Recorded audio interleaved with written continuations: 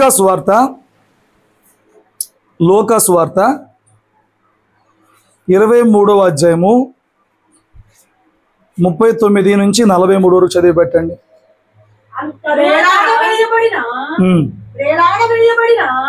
ఆ నేరస్తులలో ఒకడు ఆయనను దూషించుచు, నీవు క్రీస్తువు కదా, నిన్ను నీవు రక్షించుకొనుము, మమ్మను కూడా రక్షించుమని చెప్పెను. అయితే రెండవ వాడు వారిని గద్దించి, నీవు అదే శిక్షా విధిలో ఉన్నావు కనుక దేవునికి భయపడవా? మనకైతే ఇది న్యాయమే, మనము చేసిన వాటికి తగిన ఫలము పొందుచున్నాము గాని ఈయన ఏ తప్పిదము చేయలేదని చెప్పి ఆయనను చూచి, యేసు, నీవు నీ రాజ్యములోనికి వచ్చినప్పుడు నన్ను జ్ఞాపకము చేసుకొనమనెను. అందుకు ఆయన వానితో, నేడు నీవు నాతో కూడా పరదేశిలో ఉందుమని నిశ్చయముగా నీతో చెప్పుచున్నానెను. హల్లెలూయా. రాత్రి మాటలు చాలా జాగ్రత్తగా వినండి. ఇక్కడ మనకి ఇద్దరు వ్యక్తులు కనబడుతున్నారు. యేసు ప్రభు వారు కాకుండా ఇద్దరు వ్యక్తులు మనకు కనబడుతున్నారు. సందర్భం మీకు తెలుసు. యేసు ప్రభు వారిని సిలువకు అప్పచెప్పినప్పుడు, వినండి, యేసు ప్రభు వారిని సిలువకు అప్పచెప్పినప్పుడు ఆయనతో పాటు ఇద్దరు నేరస్తులు ఉన్నారు. వారు నేరస్తులు, వారు మరణానికి తగినంత పాపమును చేసిన వారుగా, మరణానికి తగినంత దోషము చేసిన వారుగా ఉన్నారు. కాబట్టే వాళ్ళ దోషమును బట్టి వారిని కూడా ఆ సమయంలో ఆ శిక్షకు అప్పచెప్పారు. యేసు ప్రభు వారిని మధ్యలో ఒకడినేమో కుడివైపు, ఒకడినేమో ఎడమవైపు వేశారు. ఇక్కడ యెషయా గ్రంథ ప్రవచన ప్రకారంగా వాక్యం ఏంటంటే, ఆయన్ని అక్రమకారుడిగా ఎంచారు, దొంగలలో ఒకటిగా ఎంచారని చెప్పి దొంగలతో పాటుగా ఆయనకి ఆ మరణం అప్పచెప్ప ఆ ప్రవచనం నెరవేరింది. ఇక్కడ రెండో విషయం గమనించుకుంటే ఇద్దరు రెండు పాటలు నేర్పించారు మనకి. ఒకడు తప్పులు వాడు చేశాడు కదా, దోషం వాళ్ళలో ఉంది కదా, అవిధేయత వాళ్ళలో ఉంది కదా, వాడేం చేస్తున్నాడు? యేసుని దూషిస్తున్నాడంట. విను ఫస్ట్, తర్వాత నేను మొత్తం రిఫరెన్స్ చెప్తా. తర్వాత ఫస్ట్ వినండి. వాడు యేసుని దూషిస్తున్నాడంట. యేసు ఏం చేశాడు? ఆడదే అంటున్నాడు, ఆయన ఏం చేయట్లేదుగా. ఇప్పుడు ఏం చేయాలి? యేసు, నిన్ను నువ్వు రక్షించుకో, మమ్మల్ని రక్షించు, నువ్వు రక్షించుకోలేవా నువ్వు యేసు అయితే అంటున్నాడు. జాగ్రత్త వినండి దేవుని వాక్యం. యేసు ఆయన రక్షించుకోలేడా? లోకస్తులు లోకములో నుంచి చూస్తున్న కోణం యేసుని వేరండి. వాళ్ళు అంటున్నారు, ఆయన ఎందుకలా చనిపోయాడు, ఆయన ఎందుకలా మేకులు కొట్టబడ్డాడు, ఆయన ఎందుకలా 3 మేకుల మీద ఉన్నాడు, ఆయన ఎందుకలా ఒక వస్త్రం మీద మిగిలిపోయాడు. తన ప్రజలే ఆయన చంపేశారు కదా, తన ప్రజలే ఆయన్ని వెలేశారు కదా, తన ప్రజలే వెలేసిన ఆ దేవుణ్ణి మన దేశంగాని దేశంలో ఆయన్ని మేము నమ్ముకుంటే మాకేం వచ్చిద్ది? తన ప్రజలే యూదులు కదా, యూదులే ఆయన చంపేశారు కదా, వాళ్ళ దేశంలోనే ఆయనకు విలువ లేదు, మా దేశంలో ఎందుకు నమ్ముకోవాలి అని కొందరు ఈ మొదటి దొంగ చూస్తున్న కోణంలో నుంచి, చూస్తున్న విధానంలో నుంచి చూస్తున్నారు. ఇక్కడ విషయం ఏంటంటే, మొదటి దొంగ అంటున్నాడు, దూషిస్తున్నాడు. ఏమని దూషిస్తున్నాడు? నువ్వు రక్షించుకో, మమ్మల్ని రక్షించు, నువ్వేం చేయట్లేదంట అంటున్నాడు. విషయం ఏంటంటే, వాడికి తెలియంది ఆయన ఏమి చేయలేక కాదు. యేసయ్య గెత్సేమనే తోటలో రాత్రి ప్రార్థన చేస్తూ, నీ చిత్తమైతేనే ఇందులోకి తీసుకెళ్ళు, ఈ పాత్ర తాగడం నీ చిత్తమైతేనే నాకు అప్పచెప్పు, నీ చిత్తమైతే నీ మరణానికి అప్పచెప్పు అని తండ్రికి ప్రార్థన చేశాడు. నీ చిత్తము కాకపోతే నన్ను తప్పించేయి, నీ చిత్తమైతే నేను లోబడతా అన్నాడు. అక్కడ విషయం ఏంటి? ఆయన వద్దు అనుకుంటే అసలు వాళ్ళకి అప్పచెప్పబడాల్సిన అవసరం లేదు. ఆ తోటలో ఆయన పట్టుకుంటా సైనికులు వచ్చినప్పుడు నేనే ఆయన అన్నప్పుడు అందరూ వెనకబడిపోయారంట.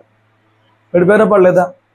నేనే ఆయన అన్నప్పుడు ఆయన జీవితంలో చచ్చిన 3 లేపిన వాడు వచ్చిన 10 మందిని 15 మందిని చంపేయలేడా? మాటతో లేపినవాడు మాటతో చంపేయలేడా? చంపగలడు. నేనే ఆయన అన్నప్పుడు.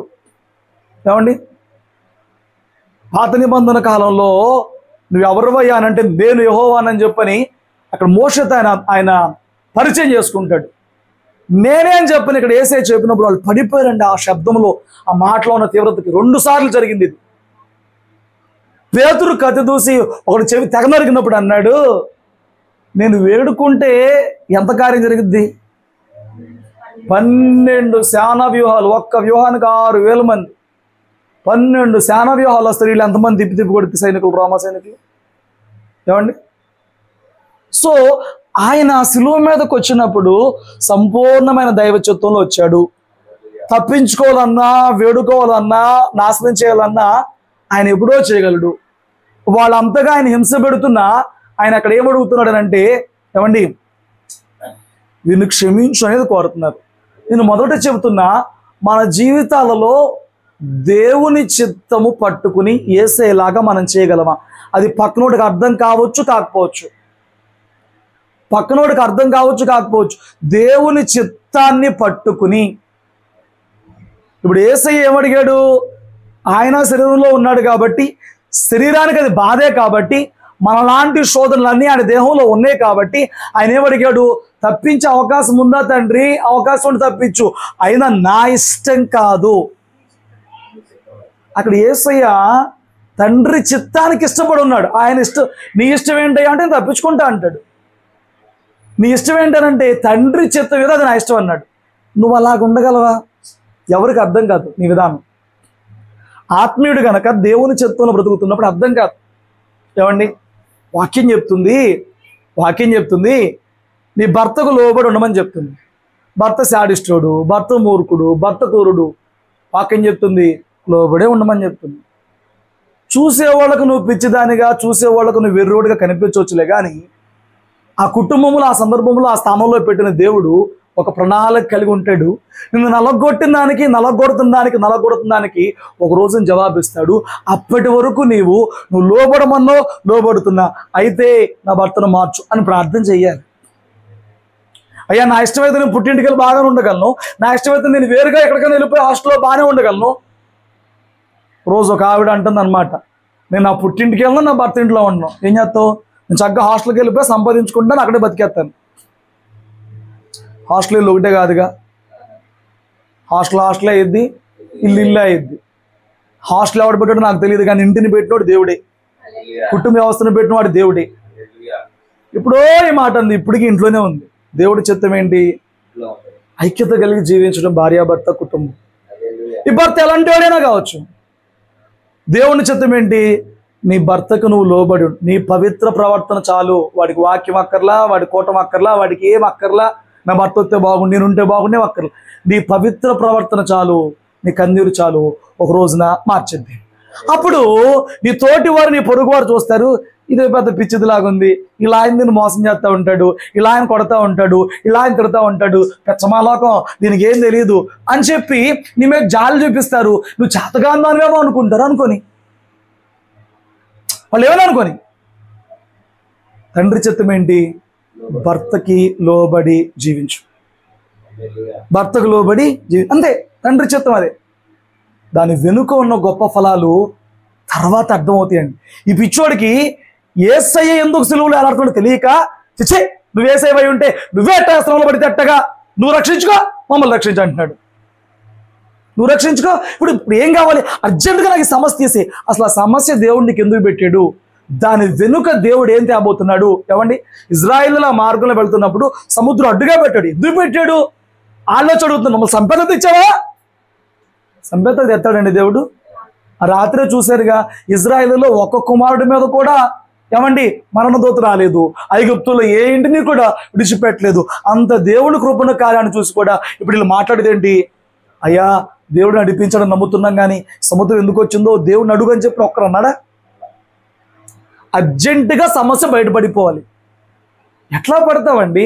ఒక దెబ్బ తగిలితే తిరిగి మా అంటే కొంత సమయం పట్టిద్ది. నువ్వు ఫుల్ గుండు కొట్టి చేసుకో, తెల్లారిపాటి చుట్టూ రావాలి. ఎక్కడి నుంచి వచ్చింది? కొంత సమయం పట్టిద్ది. నీకు ఒక సమస్య పెట్టాడంటే ఆ సమస్యలో నుంచి బయటపడితే కొంతకాలం పట్టిద్ది. ఆ సమస్య వెనక ఏమి దాచాడో నీకు తెలియదు. సమస్యలో కూడా నమ్మకంగా, యథార్థంగా, విశ్వాసం ఉంటుంది దేవుని చిత్తం. ఇప్పుడు వీడేంటి? వీడు దేవుని వల్లే సమస్య పొందుకోలా, వాడు చేసిన దానికే పొందుకున్నాడు. మళ్ళీ అంటాడు నేను ఎందుకు పడాలి? కొంతమంది తమ తప్పే లేకుండా వచ్చిన శ్రమలు కూడా దేవుడు పెట్టాడు అనుభవిద్దామని ఓర్చుకుని జీవిస్తుంటే, కొంతమంది వాడు చేసుకున్నది, వాడు అనుభవిస్తున్నది, వారు చేసుకుందే వారి జీవితంలోకి వచ్చినా కానీ ఏమండి ఎవరెవరినో శపిస్తూ ఉంటారు, ఎవరెవరినో దూషిస్తూ ఉంటారు, ఎవరెవరో నిందిస్తూ ఉంటారు. ఎమోషనల్ అయిపోయి వాడి మూలంగా నా బతికెట్టయింది, ఎవడ మూలంగా ఎవడ బతికెట్టా కావద్దు. అంత పసిపిల్లలు, అంత చిన్నపిల్లలు అక్కడ ఎవరు లేరు. నువ్వు చేసుకున్న వాటి ప్రతిఫలాన్నే నువ్వు అనుభవిస్తావు. ఎవ్వరిని నిందిస్తానికి, ఎవ్వరిని దూషిస్తానికి అవ్వదు. ఎక్కడైద్దండి? జనాలు ఎంత తెలివిగా ఉంటారంటే, సేవకుల దగ్గరకు వచ్చినప్పుడు వాడు చేసింది చెప్పడు, వాడు తప్పు చెప్పడు, వాడు ఏ దురుద్దేశంతో పిచ్చి పనులు చేసి ఏ తెచ్చిపెట్టాడు చెప్పడు. ఇప్పుడు మాత్రం నన్ను అందరూ ఒంటరి చేస్తారు, దూరం చేస్తారు, పిచ్చోని చేస్తారు, మోసం చేస్తారు. దీని ముందు నువ్వేం చేయలే. నువ్వు నోట్లో లాలిపప్పు పెట్టుకుని చేసే పిల్లోడివి కదా, నువ్వేం చేయకపోవడానికి.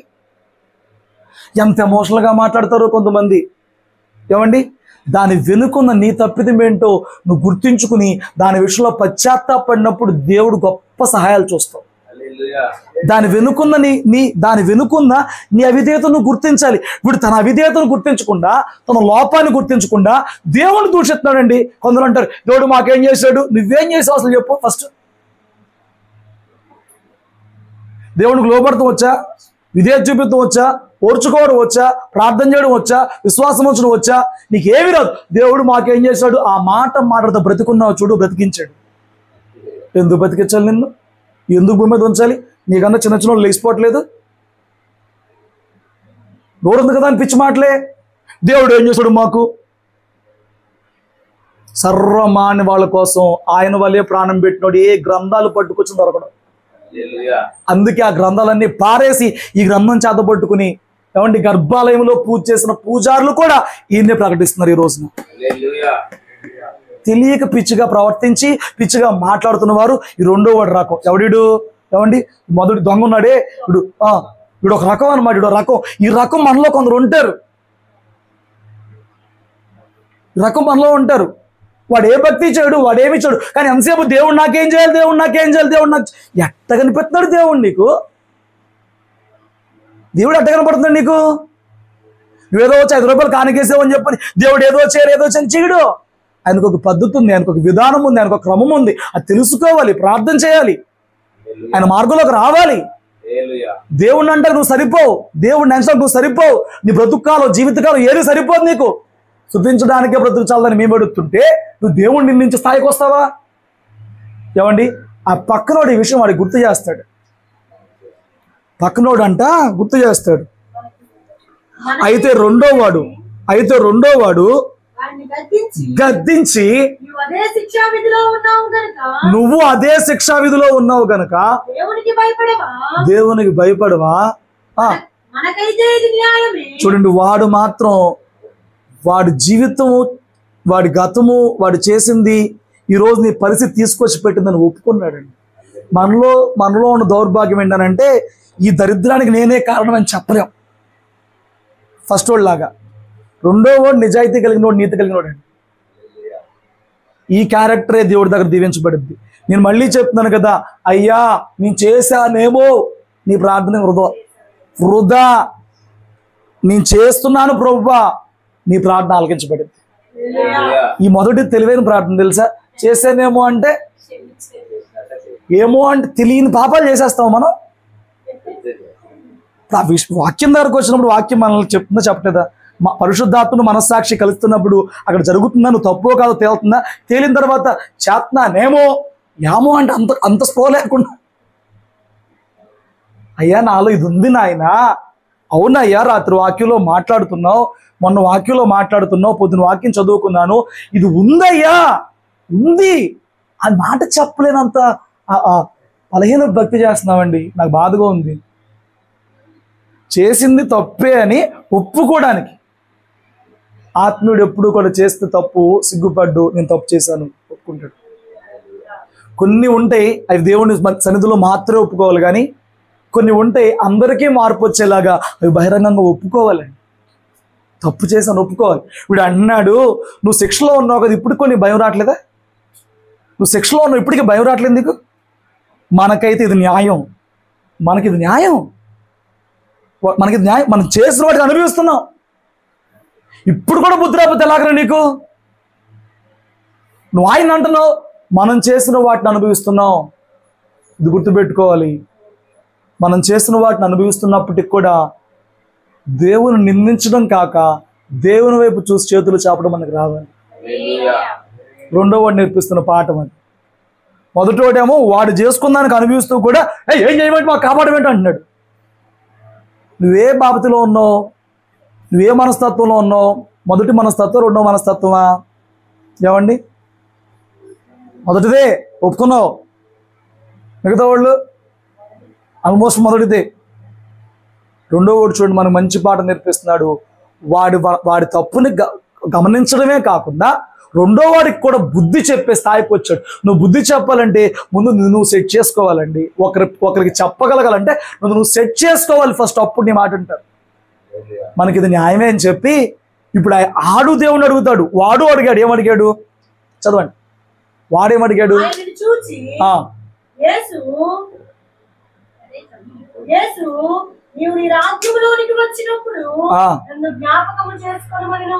ఈడేమడిగాడు? వాడేమడిగాడు?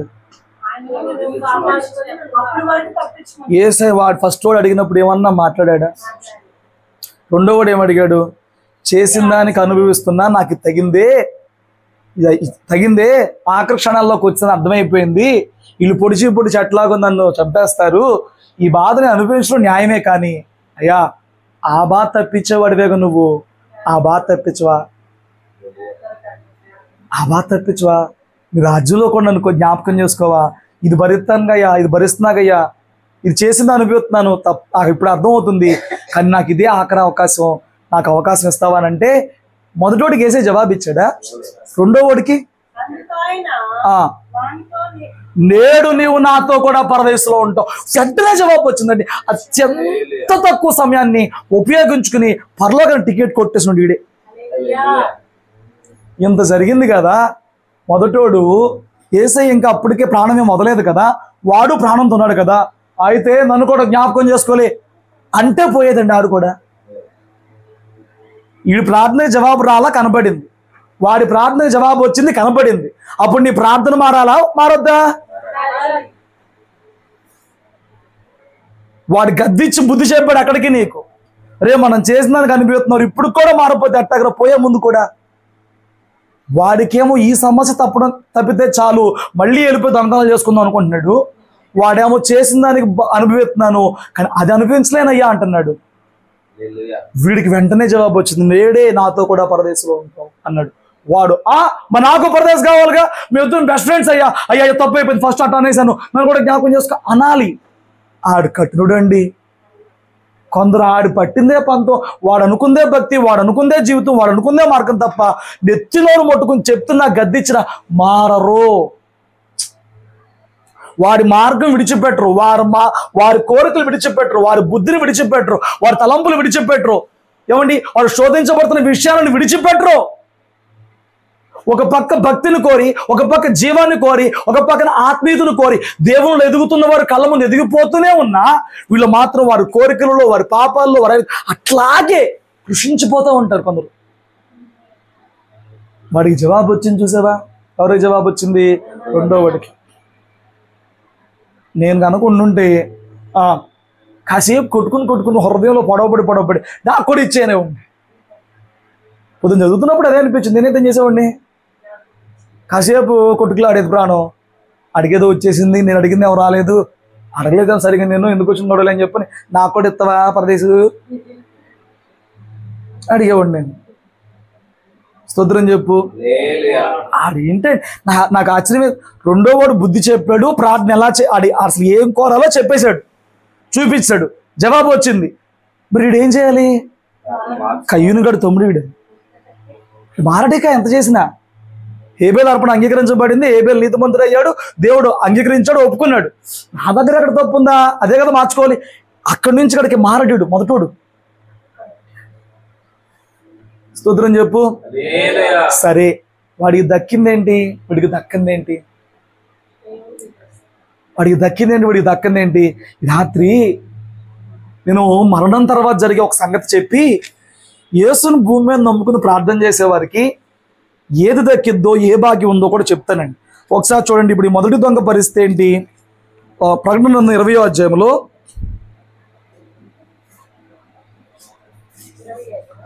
20వ అధ్యాయం 13వ వచనం చదవండి.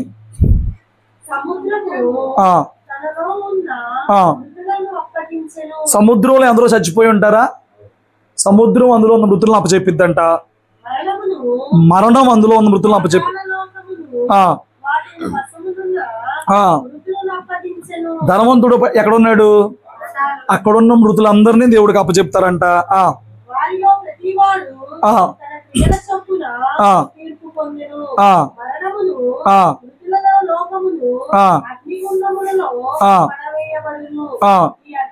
ఈ అగ్నిగుండం రెండో మరణం. ఈ మొదటోడు ఇక్కడ ప్రార్థన చేయడం రానోడు, గద్దించిన హృదయం మార్చుకోనోడు, మొదటోడు దైవికమైన మేలు పొందుకుంటూ కళ్ళ కనబడిన బుద్ధి లేనోడు ఈ రెండో మరణంలో పడతాడు.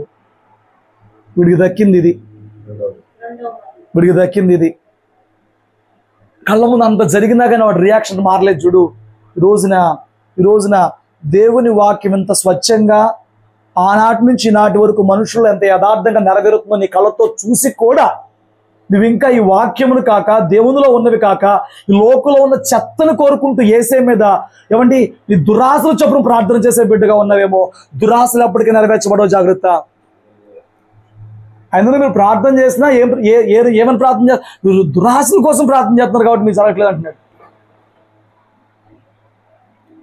నీ ప్రార్థన దైవ చిత్తంలో ఉన్న వాటిని పొందుకునేలాగా ఉండాలి. చూడండి, వీడు ఆడు ప్రార్థన చేసినట్టు చేయలేదు. ఇక్కడ వాక్యం చెప్తుంది, సముద్రంలో వాళ్ళైనా అగ్నిగుండంలో వాళ్ళైనా మరణం దానిలో ఉన్న వారందరిని అప్పచెప్తే అప్పుడు క్రియల చొప్పున తీర్పులోకి వెళ్తారనమాట. అప్పుడు క్రియలు, అది రెండో మరణం. అది 14వ వచనం 15వ వచనం.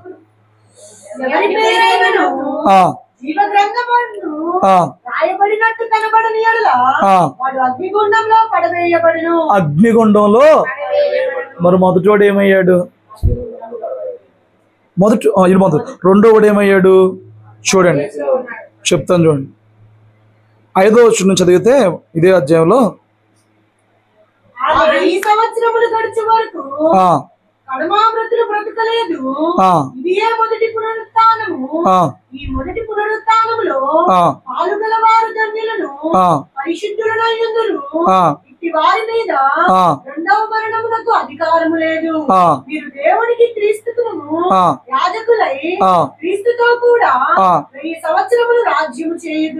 రెండో వాడు ఎక్కడ ఉన్నాడు? ఇదిగో వాడు ఏం చేయబోతున్నారంటే, మొదటి పునరుద్ధానం జరిగినప్పుడు యేసుకి యాజకుడై యేసుతో పాటు 1000 సంవత్సరాలు రాజ్యం పరిపాలన చేస్తారంట. 5 సంవత్సరాల కుర్చీకి ఎన్ని కుమ్ములాట్లో జరుగుతుంది, కానీ అక్కడ ఎన్ని సంవత్సరాల పరిపాలన ఉందంట? ఈ రెండో దొంగ సరిగా ప్రార్థన చేసినోడు 1000 ఏండ్లు రాజ్య పరిపాలన చేసే ఆ భాగ్యాన్ని పొందుకుంటే, వాడిని చూసి కూడా బుద్ధి తెచ్చుకుని ప్రార్థన చేయని ఈ దౌర్భాగ్యుడు రెండో మరణమైన అగ్నిలో కాలపోవడానికి సిద్ధం. ఒక్క చోటే ఉన్నారు ఇద్దరు, యేసు పక్కనే ఉన్నారు ఇద్దరు. ఒకే అవకాశం ఇద్దరికి వచ్చింది. ఈరోజు సంఘముకి శిరస్సు క్రీస్తు అయి ఉన్నాడు.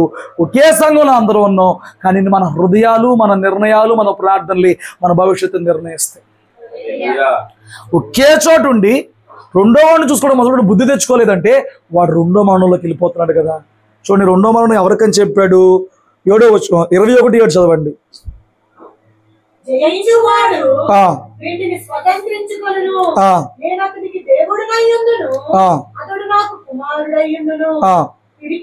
పిరికివారు, అవిశ్వాసులు,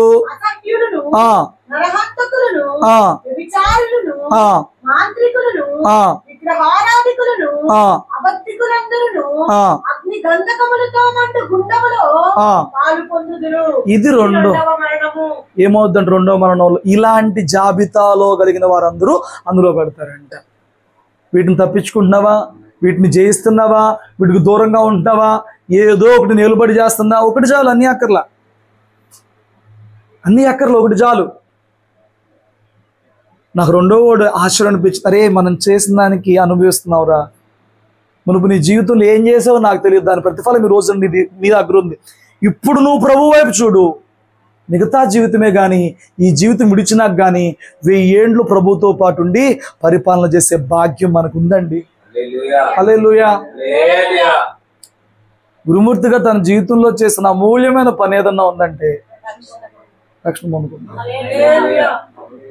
జీవితాంతం ఏం చేశాడో తెలియదులే కానీ, జీవితాంతం దేన్ని వేటిని వెంబడించాడో నాకు తెలియదులే కానీ, ఎక్కడి నుంచి వచ్చిందో బుద్ధి వచ్చిందండి, ఎక్కడి నుంచి వచ్చిందో మార్మన్స్ వచ్చింది. అదే 1000 ఏండ్ల పరిపాలనలో మనం ముందు మరణించిన మొదటి తరం అపోస్తుల సంఘంలో వారు ఉంటారు, మనం ఉంటాం అన్నమాట. యవ్వన కాలంలో 18 ఏళ్ల వయసులో రక్షణ పొందుకున్న నేను అక్కడే ఉంటాను, 60-70 ఏళ్ల వయసులో రక్షణ పొందుకున్న ఆయన అక్కడే ఉంటాడు. భాగ్యం ఇచ్చాడండి దేవుడు. అమ్మా 100 ఉంటాయా? ఇద్దరం అక్కడే ఉంటాం. నేను నా వయసు అంతా జీవితం అంతా ఆయన వయసు దాకా పరిచయం చేసిన నేను అక్కడే ఉంటా, ఆయన అక్కడే ఉంటా. హల్లెలూయా. కింద వాళ్ళు పిలిచి ప్రార్థన చేయమన్నారా? అసలు ఈ వీధంతట్లోనే ఆశ్చర్యం మా గురుమూర్తి గారు. మారాడుగా, ఆయన మారాడా? ఆయన మారాడు కానీ ఆయన మారలేదు అంటుంది. ప్రార్థన చెయ్యి, ప్రార్థన చెయ్యి. ప్రార్థనకు అవని పనే ఉంది, ప్రార్థనకు అవని పనే ఉందండి. ఆయన నిర్ణయించిన సమయం ఎప్పుడు, అప్పటి వరకు నువ్వు కన్నీరు కార్చాలి. దాని కొరకే నిన్ను నియమించాడు. దానికి జవాబు ఒక రోజు నువ్వు అనుభవిస్తావు.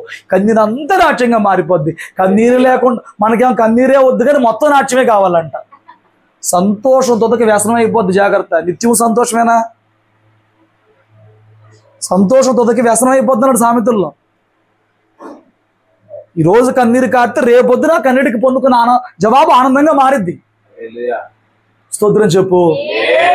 యేసుని నమ్ముకుంటే నాకేం లాభం అని చెప్పు నువ్వు అనుకుంటున్నా నాకు తెలియదులే కానీ, ఒకవేళ నీ పట్ల దేవుని చిత్తం ఆర్థికంగా కూడా నిన్ను గొప్పవాడిగా మార్చదని ఉంటే మారుస్తాడులే కానీ అందరినీ ఆర్థికంగా గొప్పవాళ్ళని చేస్తాడని మాత్రం నేను చెప్పను.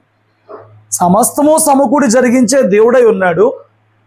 అద్దింట్లో ఉన్నా జరిగిపోతానే ఉంటాయి, గొప్ప ఇంట్లో ఉన్నా జరిగిపోతానే ఉంటాయి. మొన్న ఎవరో అంటున్నారు ఏదో అపార్ట్మెంట్లు కొనుక్కుని అందులో ఉన్నారంట. ఏమండి, నెల తిరిగేటప్పటికి వాచ్మెన్ కానీ ఆదని ఇదని సొంత ఇంట్లో ఉన్నావో తెలియట్లా, అద్దింట్లో ఉన్నావో తెలియట్లా అంటున్నారు. లక్షల పోసి ఇల్లు కొనుక్కుని మళ్ళీ అంటే నెల నెలా కడుతున్నారంట. అనిపిస్తుందంట ఇది మా కొంపేనా అద్దె కొంప, నెల తిరిగేలోపు ఏంటి. నేను అంటున్నాను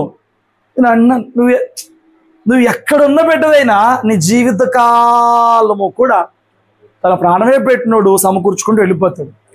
అయితే ప్రభువును నమ్ముకుంటాం వల్ల మాత్రమే అన్యులకు కూడా వారి కష్టం వల్ల ప్రతిఫలం ఇచ్చే దేవుడు మన దేవుడు. ప్రభువు నమ్ముకుంటం వలన మాత్రమే భౌతికమైంది కానీ కొన్ని ఆశీర్వాదాలు రాత్రి మీకు చూపిస్తాను.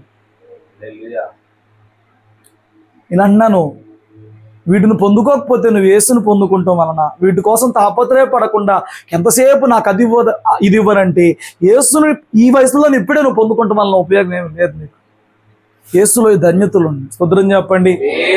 మొదటిది ఏంటిదయ్యా అంటే 1 యోహాను పత్రిక 1:7-9 మనం చదివినప్పుడు యేసు రక్తము ప్రతి పాపము నుండి మనల్ని రక్షిస్తుంది. 1 యోహాను పత్రిక 1:7 ఉంటే 9 తర్వాత చదువుకోండి, మీకు ఇచ్చేస్తున్నా రెఫరెన్స్, తర్వాత చూద్దాం. ఏంటంటే మొదటి భాగ్యం చూడండి, వారు ఏ దేవుడిని సేవించేవారైనా కానీ వారి పాపములు వారి మీద అట్లా ఉండిపోతాయి అంతే. వాడు ఆ పాపం పోతానికి ఎన్నో చేస్తాడు, ఎన్నో అర్చన ఆరాధనలు ఎన్నో చేస్తారు, కానీ యేసు రక్తం తప్ప పాపములు తొలగించే సాధనం భూమి మీద ఏది కూడా లేదు. కొందరు పాప ఫలాన్ని 2వ మరణంలో అనుభవించడం మాత్రమే కాక భూమి మీద కూడా వారి పితరులు వారు చేసిన పాప ఫలితాన్ని భారాన్ని అటు భౌతికంగాను అటు ఆత్మీకంగాను భరించుకుంటూ వెళ్ళిపోతూ ఉంటారు. ఈరోజు యేసును నమ్ముకున్నట్లో, యేసు యందు విశ్వాసం ఉంచుట్లో, ప్రార్థించట్లో నీకున్న ధన్యత ఏంటంటే ఇప్పుడు ఆ ఇద్దరికి దక్కింది చెప్పా. వాళ్ళు చివరి స్టేజ్లో మీకు అర్థమైందా? వాళ్ళిద్దరు చివరి స్టేజ్లో ఉండి వాళ్ళు తీసుకున్న నిర్ణయాలకి ఒకడు 1000 ఏండ్ల పరిపాలనలో ఉంటే ఒకడు 2వ మరణంలో ఉన్నాడు. మనకి ఇదే రోజు ఆఖరి రోజేం కాదు కదా, మనం యేసుని నమ్ముకున్నాం కదా. మరి భూమి మీద జీవిస్తున్న మిగతా కాలంలో పరలోకంలో ఏవో ఉన్నాయిలేండి. పరలోకంలో జీవజలం ఉందంటున్నావు, పరలోకంలో మన్నా ఉందంటున్నావు, పరలోకంలో జీవవృక్ష ఫలం ఉందంటున్నావు, పరలోకంలో తెల్లరాయి ఉందంటున్నావు, సింహాసనం ఉందంటున్నావు, మరుగ లేకపోతే ఒక కొత్త పేరు ఉందంటున్నావు. పరలోకి వెళ్తే ఎన్నో ఉంది, భూమి మీద నాకేముంది? నేనేం ఆఖరి రోజు కాదు కదా దేవుడిని నమ్ముకుంది. మరి భూమి మీద నాకేం దక్కిందనంటే యేసుని నమ్ముకుంటూ వలన మాత్రమే నీకు జరిగిన మొదటి కార్యం ఏంటంటే ప్రతి పాపము, నీలో ఉన్న ప్రతి పాపము, ఎలాంటి పాపమైనా నీలో ఉన్న ప్రతి పాపము కడగబడి నువ్వు నూతన సృష్టిగా మార్చబడ్డా. ఇంకా నువ్వు ఆ పాప భారం వేయాల్సిన అవసరం లేదు. నీ ఆత్మలోని ఆనందమే ఆ పాప శాప భారం నీ భౌతికమైన ఆ విషయాల మీద ఉందేమో దాని నుంచి కూడా విముక్తి విడుదలే. మొన్న అదే మల్లేశ్వర ఆంటీ వాళ్ళ నారాయణ అంకుల్తో మాట్లాడుతుంటే, జాషువా వాళ్ళ నాన్నగారితో మాట్లాడుతుంటే, ఏదైనా మీ అమ్మ ప్రార్థన మీకు చాలా దీవెనగా మారిందండి అన్న. అమ్మ కాదంట, వాళ్ళ నాయనమ్మే నమ్ముకుందంట. వాళ్ళ నాయనమ్మ ఎందుకు నమ్ముకుంది? వాళ్ళ కుటుంబంలో ఒక శాపం ఉందంట. మగపిల్లలు కొంత వయసు చచ్చిపోతున్నారంట. మగపిల్లలు వీళ్ళ నానే కావచ్చు, ఇంకొక ఆయనే కావచ్చు, అలా చనిపోయారంట. అయితే ఇంకో కొడుకున్నాడంట, వాడన్నా బతకాలని చెప్పి ఆవిడంట యేసు నమ్ముకుందంట. యేసులో మాత్రమే ఉన్న ధన్యత ఏంటంటే ఆయన రక్తం చిందించిన వాడు, రక్తం ద్వారా విమోచిస్తున్నవాడు. ఆ శాపం తొలగిపోయి ఆ కుమారుడు బ్రతికి ఉండటమే కాక పెద్ద పాస్టర్ అంట. ఈ రోజుకి మారడమే కాదు, బతకడమే కాదు, ఎలా ఉన్నాడంట? మరి 1వ ఓడు 2వ ఓడు చనిపోయినప్పుడు 3వ ఓడు కూడా చనిపోవాలిగా. శాపం ఉందో కుటుంబం మీద. ఏమైపోయింది శాపం? క్రీస్తు రక్తంలో శాపాలు పోతాయి, క్రీస్తు రక్తంలో పాపాలు పోతాయి, క్రీస్తు రక్తంలో దోషాలు పోతాయి. నీతో ఆగిపోతే నీ తరం తర్వాత తరానికి ఇక వెళ్ళే అవకాశమో లేదు. ఏమి చేయాల్సిన అవసరం లేదు. 2 చేతులు ఎత్తి, అయ్యా నేను నమ్ముతున్నాను, రక్తం అమూల్యమైంది, నన్ను అడగండి ఆ శాపం ఆగిపోద్దండి.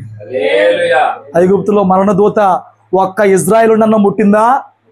ఎందుకు?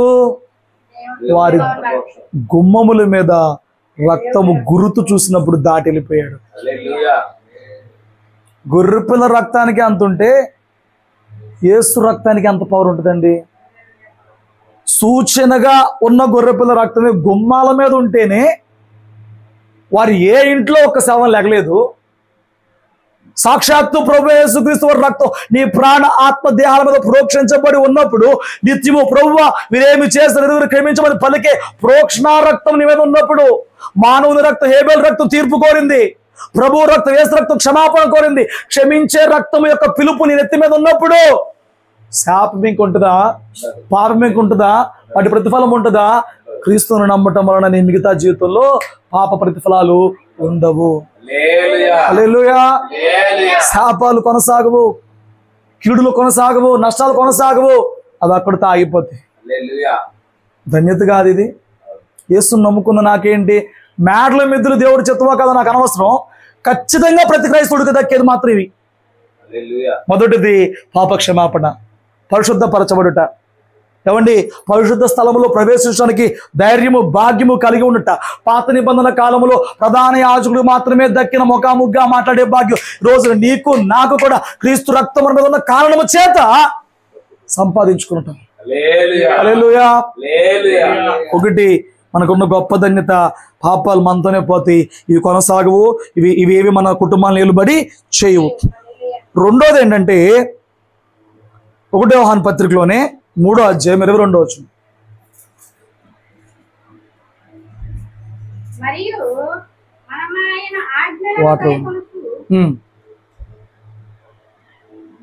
మరియు మనమైన ఆజ్ఞలను కైకొనచ్చు ఆయన దృష్టికి ఇష్టమైనవి చేయుచున్నాము గనుక మనం ఏమి అడిగినను అది ఆయన వలన మనకు దొరుకును. ఒకటి చెప్పనా,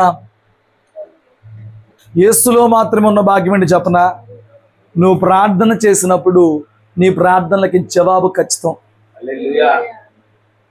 నువ్వు ఆయనకి ఇష్టమైనవి చేస్తున్నప్పుడు, నువ్వు ఆయన వాక్యానుసారంగా జీవిస్తున్నప్పుడు, జీవిస్తూ ప్రార్థన చేస్తే ఆ ప్రార్థనలకి జవాబులు తథ్యం.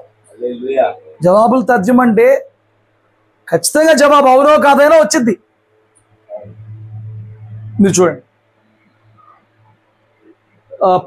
పండగ సీజన్ కదా, రద్దీ ఎక్కువ ఉంది, లైన్లో 6 గంటల నుంచి ఉంటున్నారు, 10 గంటల నుంచి ఉంటున్నారు అని టీవీలో న్యూస్ వేస్తారు.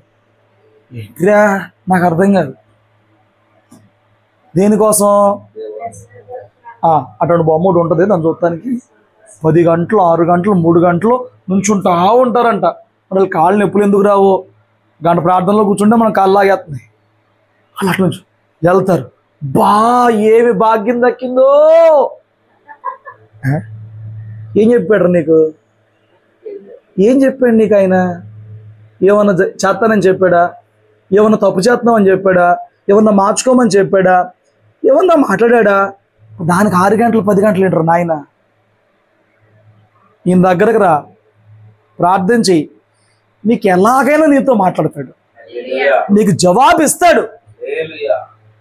నువ్వు అన్నేసి గంటల నుంచి పట్టు వస్త్రాలు బాగున్నాయి, ఏమండి, అలంకరించిన బంగారం బాగుంది, అది బాగుండి నీకేం దక్కిద్ది? అది బాగుండి నీకేం దక్కిద్దా? యేసు దగ్గరకు రా, ఆయన మాట విను, మాట్లాడతాడు. ఆ వాక్యానుసారంగా జీవిస్తూ ప్రార్థన చేయి, ప్రార్థనకి ఖచ్చితంగా జవాబు అయితే వచ్చిద్ది. నువ్వు అడిగావనుకో, అడిగినప్పుడు ఇది చేయను ఇంకొకటి చేస్తా, అలాగైనా జవాబు వచ్చింది. ఇంకొంతకాలం ఆగు, అలాగైనా జవాబు వచ్చింది. చేయబోతున్నారు, జవాబు అయితే వచ్చిందండి. ఆయన జవాబు ఇచ్చే దేవుడుగా ఉన్నాడు. భూమి మీద నీకున్న భాగ్యం ఏంటంటే సరాసరి దేవుడే నీకు ఏది చేయాలో ఏది చేయకూడదు, అంటే నీ జీవితంలో ఆయన చిత్తం ఏంటో సంపూర్ణంగా చెప్పే దేవుడుగా ఉన్నాడు అన్నమాట. ఏ దేవుడు ఇలా మాట్లాడండి? ఏ దేవుడు నువ్వు చేసిన ప్రార్థనకి ఆయన దాచిపెట్టి ఒక రోజున ప్రతిఫలం ఇచ్చేలాగా ఏ దేవుడు ఆ ప్రార్థనకి జవాబు ఇవ్వడు. కానీ ఈయన నువ్వు ఆయన వాక్యానుసారంగా బ్రతుకుతూ ప్రార్థన చేస్తే అన్నీ ఇస్తాడంట. అన్నీ ఇస్తాడంట. ఎందుకంటే వాక్యానుసారంగా బతికేవాడు దేవుని చిత్తానికి వ్యతిరేకంగా అడగలేడు. నీకు అర్థమైందా? వాక్యానుసారంగా ప్రార్థన చేసేవాడు దేవుని చిత్తానికి వ్యతిరేకంగా అడగలేడు. అడిగిందంతా ఆయన చిత్తంలో అడుగుతాడు. తప్పకుండా ఆయన వాళ్ళు కాకపోతే రేపు జవాబిచ్చే దేవుడుగా ఉన్నాడు. నీ పాపాలు కడగబడుతున్నాయి, నీ ప్రార్థనల జవాబులు కూడా దేవునిలో వస్తున్నాయి. ఏం అడగాలి? నీకు ఏవి కొదువుగా ఉన్నాయో అవి అడగాలి. దైవ చిత్తంలో ఏవో కావాలో అవి అడగాలి, అంతే. అవి తప్పకుండా వస్తాయి. స్తోత్రం చెప్పు. నేను ఇంకొక భాగ్యం చెప్పు, నా క్రీస్తులో మనకున్న భాగ్యం ఏమండి? సంభవించబోయే సంగతులు నీకు ముందే చెబుతాడు. నువ్వు ఎక్కడికి పరిగెత్తక్కర్లా, చేయి చూపించి చెప్పనక్కర్లా, లేకపోతే ఏదో జాతక చక్రాలు చూపించక్కర్లా, నువ్వు ఏమి చేయక్కర్లా. నువ్వు ప్రార్థనలో గడుపుతూ ఉన్నప్పుడు, ప్రభుతో సహవాసం చేస్తూ ఉన్నప్పుడు, ఏమండి, యోహాను 16వ అధ్యాయంలో చెప్పినట్లుగా ఆయన వచ్చినప్పుడు ఆయన సంభవించబోయే సంగతులన్నీ కూడా మనకి బోధించేవాడుగా ఉంటాడండి. కీడుంటే ముందే చెప్తాడు. హిజ్కియా దగ్గరకు పంపించాడు సేవకుడిని, మరణమవుతున్నావు జాగ్రత్త అన్నాడు. చెప్పకపోతే, ఆయన ప్రార్థన చేయకపోయి ఉంటే, ఆయన ఆడవకపోయి ఉంటే మరణమే కదా. ఆ రోజున ప్రవక్తల ద్వారా మాట్లాడిన దేవుడు ఈ రోజున నీలో తన ఆత్మ నుంచి నీతో సరాసరి జరిగేది ఏంటో చెప్తాడండి. ఏమండి, గన్నవరం అమ్మగారు తెలుసు కదా కొంతమందికి, ఇక్కడ మేము ముందు కూడా చెప్పాం. వాళ్ళ ఆయన ఆఫీస్కి వెళ్ళిన కాడి నుంచి ఏమి యాషాలు వేసాడో అన్నీ వాళ్ళ ఆవిడికి దేవుడు చూపించాడండి మొత్తం. రోజు వాక్యం అయిపోయి ఆవిడ దగ్గర కూర్చుంటే వాళ్ళ ఆయన ఎట్లా మారాడో చెప్తూ ఈ సాక్ష్యం చెప్పింది అనమాట. ఏంటో సాక్ష్యం? ఆయన ఎవరి దగ్గర డబ్బులు తీసుకుని కట్టట్లేదంట, అది ఎవరి అమ్మాయి తిరుగుతుందంట, ఆ అమ్మాయిది వాళ్ళు డబ్బులు కట్టలేదని చెప్పి చంపేద్దాం ప్లాన్ వేశారంట. అన్నీ పోసు కూర్చోడు మొత్తం చెప్పేస్తుందంట. నీకు ఎట్ట తెలుస్తున్నాయే? ఈ రోజులు కాదు, ఫోన్లు వీడియోలు ఉండటానికి లాంగ్ బ్యాక్. అప్పుడేమి ఉండవు కదా అమ్మా,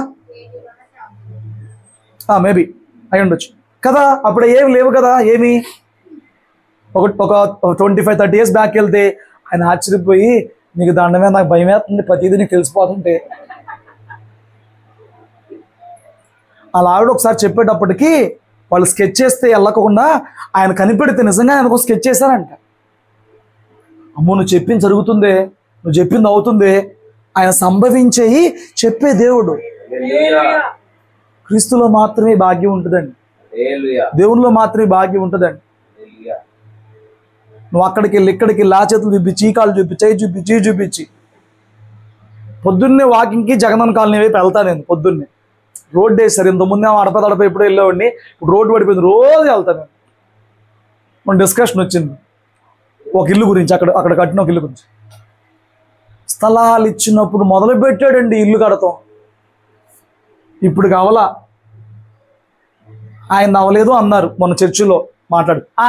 ఆయన అవ్వలేదా, ఎప్పుడో మొదలు పెట్టాడు కంటే మొదలు పెట్టాడు. ఒకసారి ఒకటి తెస్తాడు, ఆడంటాడు ఈ మూల ఈ గోడ బాగలేదు అంటాడు. ఇంకొకసారి ఇంకోటి తెస్తాడు, ఆడ ఇక్కడ వంటగది బాగాలేదు అంటాడు. ఇంకోసారి ఒకటి తెస్తాడు, ఇది బాగాలేదు అంటాడు. తేపకు ఒకటి తెస్తాం, తేపకు ఒకటి చెప్తాం, ఇది కొలుస్తాం, వాళ్ళకి డబ్బులు ఎత్తాం, కూళ్ళలో డబ్బులు ఎత్తాం. అప్పటి నుంచి కడతా ఉన్నాడండి. నా దేవుడైతే కట్టాలా వద్దా అంతే, ఎట్ట కట్టుకుంటావు నీ ఇష్టం. కావాలంటే డిజైన్ కూడా చెప్తాడు. నేను ఇంతమంది పాస్టర్ల దగ్గర ఉన్నా, స్థలం తీసుకున్నాక మందిరం ఎట్ట కావాలో మధ్యరేత్రి లేపి డిజైన్ తీసుకునేవాడంట. ఇంజనీర్ దగ్గర పని లేదు. ఇంతమంది సేవకుల దగ్గర ఉన్నాయి సాక్ష్యం. మధ్యరేత్రి నిద్రలేపి ఇదిగో మందిరం డిజైన్ ఇదని చెప్పేస్తారంట. అలా కడితే ఎంత చక్కగా ఉంటుందో ఇప్పటికీ ఆ మందిరాలు. ఏమండి, ఇంత గొప్ప భాగ్యం యేసులో తప్ప ఎక్కడ ఉండదు. ఇది మూడోది. స్తోత్రం చెప్పు. యేసులో నాకుందేంటి, ఇవన్నీ యేసులో ఉన్నాయి. ఫస్ట్ దానికన్నా ధన్యత ఏదిలే, పాపం పోతే ఆ జీవితమే ధన్యత, సమాధానం అంతా, సంతోషం అంతరంగంలో. ఏమండి, రెండు ప్రార్థన జవాబులు ఉంటాయండి, ఖచ్చితంగా ఉంటాయి. ప్రార్థన జవాబులు ఉండకుండా అయితే ఉండవు. చేయనని చెప్తాడు, ఇది నా చిత్తం కాదని చెప్తాడు, ఇంకోటి చేస్తానని చెప్తాడు, సమయం అన్నా ఉందని చెప్తాడు, జవాబైతే వచ్చేద్ది నీకు. అది ప్రభులో ఉంది. మూడు సంభవించి ముందే చెప్పేస్తాడు, తప్పించుకుంటానికి నిలబడటానికి. నాలుగు, ఈ మాట చూడండి, నాకు ఇది రిఫరెన్స్ చూపిస్తాను దీనికోసం. యోహాను సువార్తలోనే 14:15 మీరు నన్ను ప్రేమించిన యెడల నా ఆజ్ఞలను కైకొందురు. నేను తండ్రిని వేడుకొందును, నీ యొద్ద ఎల్లప్పుడూ నుండుటకై ఆయన వేరొక ఆదరణకర్తను అనగా సత్యస్వరూపియగు ఆత్మను నీకు అనుగ్రహించును. లోకము ఆయన చూడదు. లోకముకి అసలు ఆయన చూడలేదు. లోకం ఆయనని ఎరుగదు. లోకానికి ఆయన గురించి తెలియదు. ఆయన పొందనేరదు. లోకం అసలు ఆయన పొందుకోలేదు. మీరు ఆయనను ఎరుగుదురు. మీకు ఆయన గురించి తెలిసిద్ది. ఆయన మీతో కూడా నివసించును. ఆయన మీతోనే నివసిస్తాడు. మీలోనే ఉండును. స్తోత్రం చెప్పండి. ఎప్పుడన్నా ఎక్కడికన్నా కోటానికి వెళ్ళినప్పుడు కొంచెం లేట్ అయిపోతే వాళ్ళు అంటారు, ఈ పూట ఇక్కడ ఉండిపోవచ్చుకండి. వాళ్ళకి అదొక ఆనందం, సేవకులు మా ఇంట్లో ఉంటారు. వాగ్దానం తెలుసా, ఎవరుంటారంట. ఆ రోజు నేను నివసించాలంటే మీరు పరిశుద్ధ స్థలం కట్టుకోవాలి, కట్టుకోండి అని చెప్పని కొండ మీదకి పిలిచి నమూనా అంతా చెప్పి అంత పరిశుద్ధంగా కట్టించిన ఆ పాత నిబంధన కాలంలో మనం లేవు. ఈరోజు మనకున్న ధన్యత ఏంటి, క్రీస్తులానంటే లోకానికి అసలు పరిశుద్ధాత్మ గురించి తెలియదు. లోకం ఆయన ఎరుగుదు, అసలు ఆయన సూచనలే తెలియదు. లోకం ఆయన పొందుకోలేదు. కానీ క్రీస్తు రక్తంలో కడగబడి నూతన సృష్టిగా మార్చబడిన మనకు ఆయనకి తెలుసు. మనం ఆయన పొందుకుంటాం, మనలో ఆయన నివాసం ఉంటాడంట. నీ ఇంటికో రాజకీయవేత్త వచ్చేదే ఉంది, నీ ఇంటికి నీ ఊరు ఎమ్మెల్యే వచ్చేదే ఉంది, నీ ఇంటికో పాస్టర్ వచ్చేదే ఉంది. కొంతమంది గొప్పగా చెప్తారు, నా సాయి వాళ్ళ ఫ్రెండ్ ఒక వచ్చాడు, అప్పుడు ప్రార్థన పెట్టుకున్నప్పుడు వాళ్ళ ఇంటికి తీసుకెళ్తాడు ప్రదీప్. మా ఇంటికి అప్పుడు యోసన్న గారు వచ్చేవాళ్ళండి. ఏంటో ఉపయోగం, నువ్వేం మారు, అదేంటో గొప్పగా చెప్తారు. నేను అంటున్నాను, నా దేవుడు నాలోనే ఉంటానన్నాడు. దీనికన్నా ధన్యత ఏంటండి. పాస్టర్ వచ్చినా వెళ్ళిపోతాడు, నాకు కోట ఉందిరా బాబు, నాకు ఇంకో ఇల్లు ఉందిరా బాబు, నాకు ఇంకో ఇల్లు ఉందిరా బాబు అంటాడు.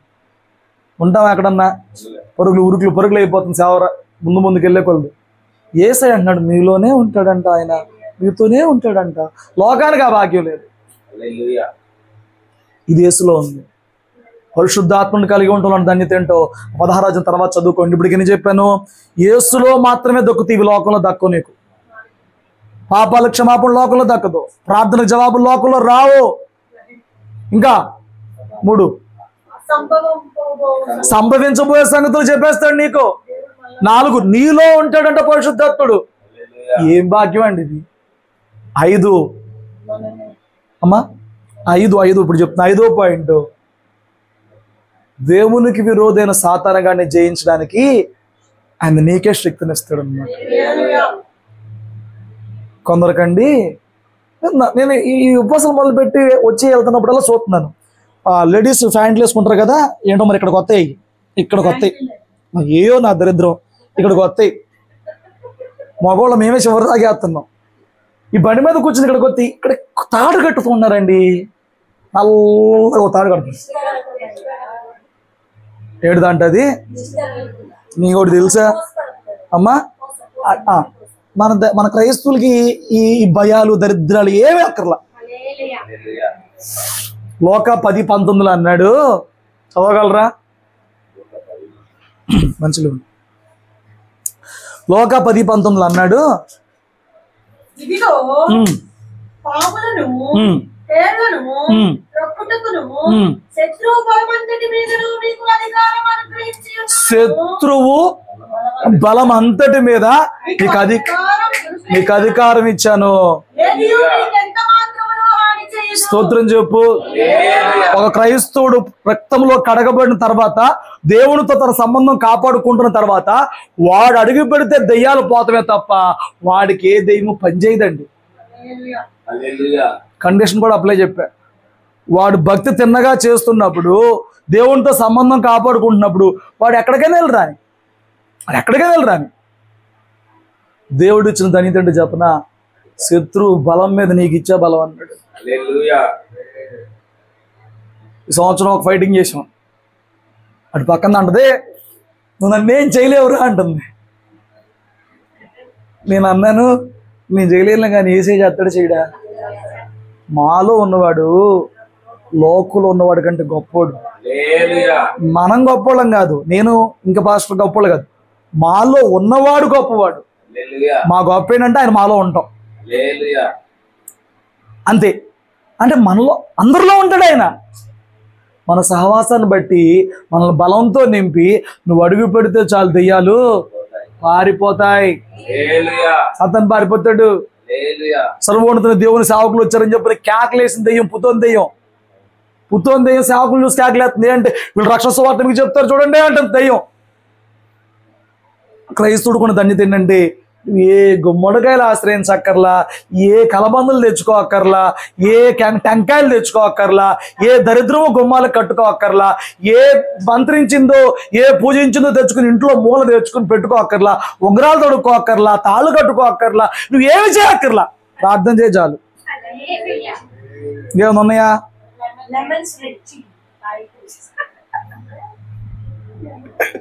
మొన్న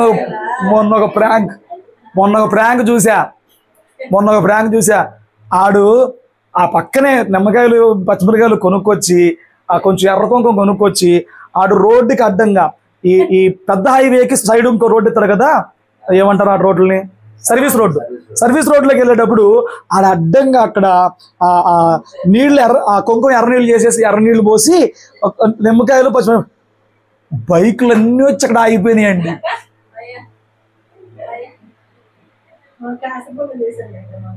చేశారు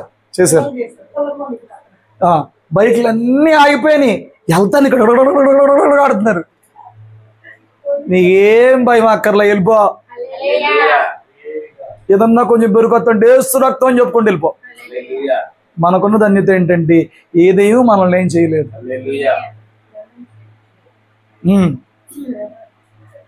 లెమన్స్ విత్ చిల్లీ అంతే. పండుగ నేను దాబాకి వెళ్తే చాలకపోతే పిలుస్తాం అనమాట. వాళ్ళు పచ్చిమిరకాయలు, ఉల్లిపాయలు, నిమ్మకాయలు పట్టురమ్మని పిలుస్తాం. వాటికి భయపడిపోతారు ఏంటంటే జనాలు. మోస్ట్ పవర్ఫుల్ వెపన్ అంటే ఎదుటి భయపెడతానికి. ఎదుటి భయపెట్టాలంటే పొద్దున్న ఇంట్లో పచ్చిమిరకాయ నిమ్మకాయ అయిపోద్దంట కదా. దేవుడు మనకి ఇచ్చిన ధన్యత ఏంటి చెప్పనా? ఒకవేళ నీ ఇంట్లో నెత్తి పిండుకుని తాగేసి నీకేమీ అవుతుంది. నీలో ఉన్నవాడు గొప్పవాడు. స్తోత్రం చెప్పు. నువ్వు భయపడుతున్నావంటే సరిగా దేవుడితో లేవు. నువ్వు భయపడుతున్నావా ఏమన్నా? మనకున్న దండిత అది శత్రు బలం మీద నీకు అధికారం వచ్చింది. యేసు నామములో పో అంటే వెళ్ళిపోతుంది. అంతే. అన్నాను కదా అని చేతులు వేయొద్దు, ప్రార్థన చేయండి. మీరు ప్రార్థన చేయండి తప్ప మీరు పొరపాటుని ఎదుటి వ్యక్తి ఎవరైనా ఇలాంటి బలహీనతల్లో ఉన్నప్పుడు దూరం పెట్టి ప్రార్థన చేస్తే చేయండి తప్ప చేతులు వేయొద్దు. అది అందరికి అనుగ్రహించబడలే చేతులు వేయడం. మీరు చేతులు వేయొద్దు. స్తోత్రం చెప్పండి. ప్రార్థన చేయం కాదు, చేతులు వేయమాక. నువ్వు ఎక్కడన్నా దొరికే అవకాశం ఉంటే ఆడు రిలీఫ్ అయిపోతాడు, నువ్వు ఎఫెక్ట్ అయిపోతావు. సో 5వ ధన్యత ఏంటంటే మనం దెయ్యాలకు భయపడక్కర్లా. హల్లెలూయా. 6వ మాట చెప్తాను చూడండి, ఇంక 2 మాటలు చెప్తే ముగిస్తాను. 2వ కొరింథీయులకు రాసిన పత్రిక 7వ అధ్యాయము 1వ మాట. 1వ మాట. మనకు ఈ వాగ్దానములు ఉన్నవి కనుక దేవుని భయముతో పరిశుద్ధతను సంపూర్తి చేసుకొనుచు శరీరమునకును ఆత్మకును కలిగిన సమస్త కల్మషము నుండి మనలను పవిత్రులుగా. క్రీస్తులో మనకు దక్కిన మరొక భాగ్యం ఏంటంటే ఆయన వాగ్దానాలు ఇచ్చే దేవుడు అండి. ఏ దేవుడు? ఎవరు?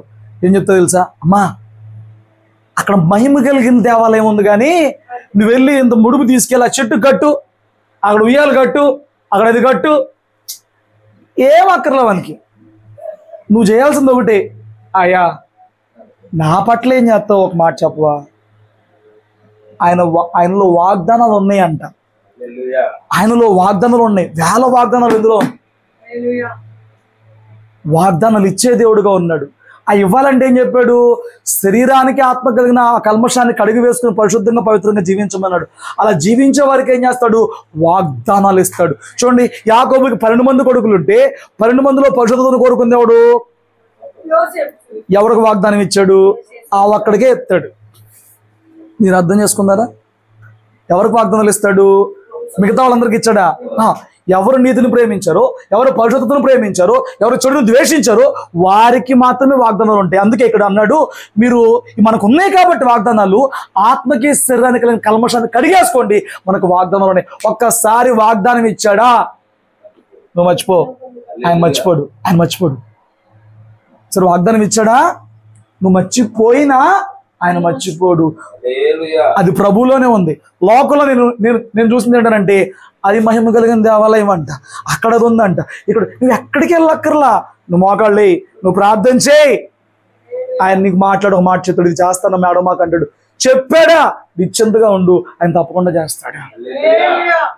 క్రీస్తులో మాత్రమే వాగ్దానాలు ఉన్నాయి. ఏ మతాలు ఇంకా మనకి దొరకవు, ఏ విశ్వాసాలు మనకు దొరకవు. ఏమండి, దేవునిలో ఉన్న భాగ్యం ఏంటంటే గురుమూర్తి గారు ఈ రోజున ప్రార్థన చేయొచ్చు. గురుమూర్తి గారు బ్రతుకున్నప్పుడే ఆ సుధాకర్ కొడుకు మారకపోవచ్చు, మరియ మారకపోవచ్చు, కానీ అతడు నిజముగా ప్రార్థన చేస్తే ఆయన ప్రభు దగ్గరికి వెళ్ళిపోయిన ఆ ప్రార్థన సజీవంగానే ఉంటుంది. ఆ ప్రార్థన ఖచ్చితంగా ఒకరోజు నెరవేరుద్ది. ఆయన ఒకవేళ ఆ ప్రతిఫలం ఇక్కడ చూడకపోయినా ఒక రోజు తన బిడ్డలను అక్కడ చూసినప్పుడు నా ప్రార్థన వృధా కాలేదు ప్రభు అని సంతోషిస్తాడు. దాని కొరకు ఆయన ప్రార్థన చేయాలి. ప్రభువులో వాగ్దానాలు ఉన్నాయి, ఆయన వాక్యానుసారంగా చేసింది జరిగిద్ది ప్రార్థన. హల్లెలూయా. అడగాలి ప్రభు దగ్గర. ఆయన మాట ఇచ్చాడా? నువ్వు ఉందా లేకపోయినా అయిపోద్ది.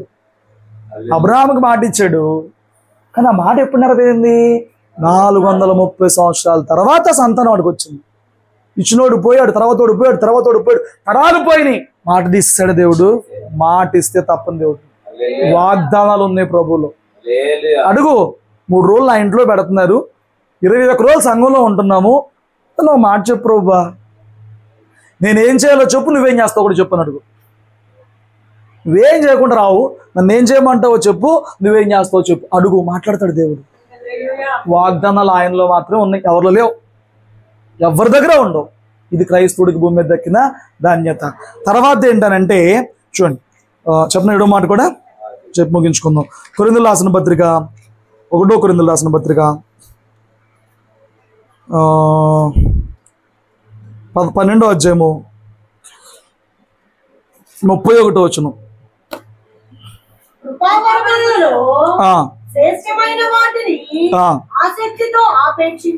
ప్రభువులో మాత్రమే వరాలు ఉన్నాయి. వరాలంటే ఏంటి?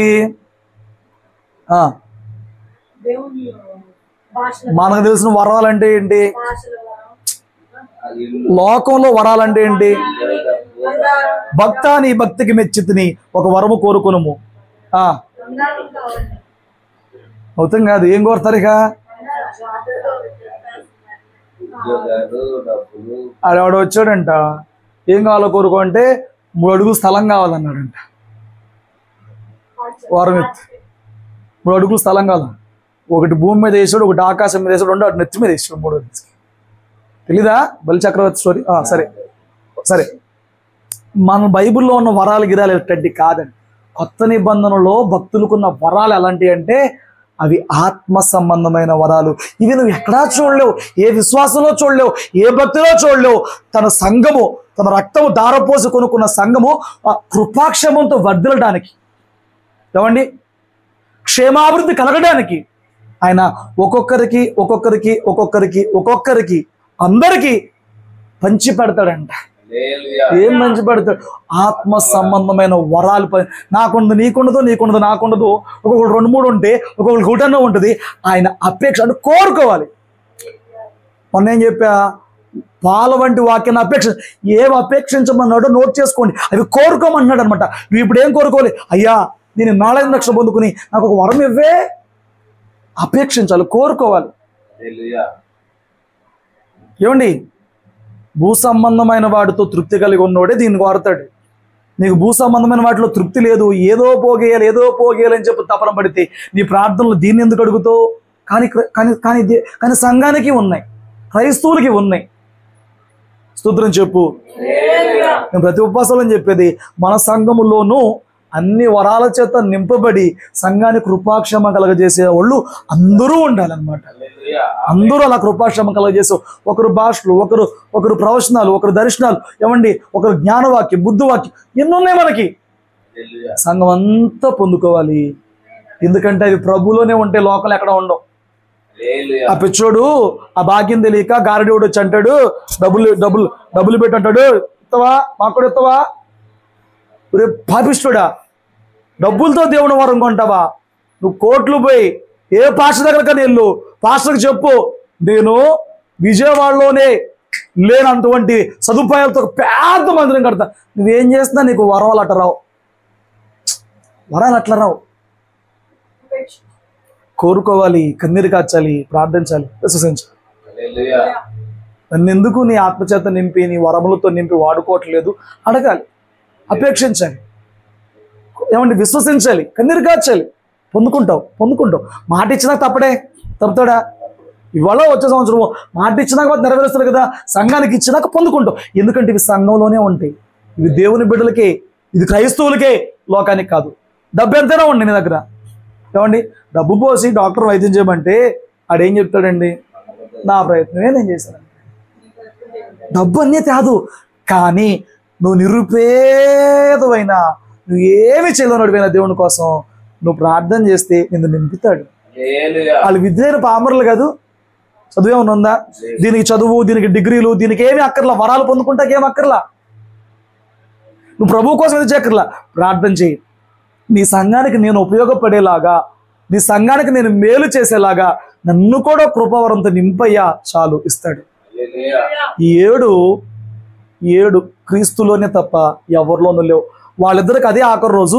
ఒకడు 2వ మరణం, ఒకడు పునరుద్ధానంలో ఉన్నారు. మరి యేసుని నమ్ముకున్న మాకు భూలోకులు ఏమున్నాయి అంటే మేడల మీద ఆయన చెప్తూ ఉంటే లేకపోతే లేవు. కానీ మనకు మాత్రమే ఉన్న భాగ్యం ఇవే. హల్లెలూయా. మనకు పాపశాపాలు లేవు, మన ప్రార్థనల జవాబులు వస్తాయి, మనలో మన దేవుడు ఉంటాడు, జరిగే చెబుతాడు, దురాత్మ మీద జయమిచ్చాడు, వాగ్దానాలు మనకున్నాయి, వరాలు మనకున్నాయి. హల్లెలూయా. కాబట్టి ప్రభువులో ఈ 2వ దొంగ ఎలాగైతే శ్రేష్టమైనది ప్రార్థించి కోరుకున్నాడో, మనకున్న వాటిని గుర్తించి గమనించి మనము కూడా ఆత్మ సంబంధమైన వాటిని కోరుకుని అందులో ఎదుగుదాం, ఫలిద్దాం. 1000 ఏండ్ల పరిపాలనలో పాలు పొందుకున్నటువంటి భక్తిని సంపాదించుకుందాం. అటు కృప, అటు భాగ్యం దేవుడి రాత్రి వాక్యం ఉన్న ప్రతి ఒక్కరికి, కుటుంబానికి, కుటుంబ యజమానికి కూడా సంపూర్ణంగా దయచేయండి.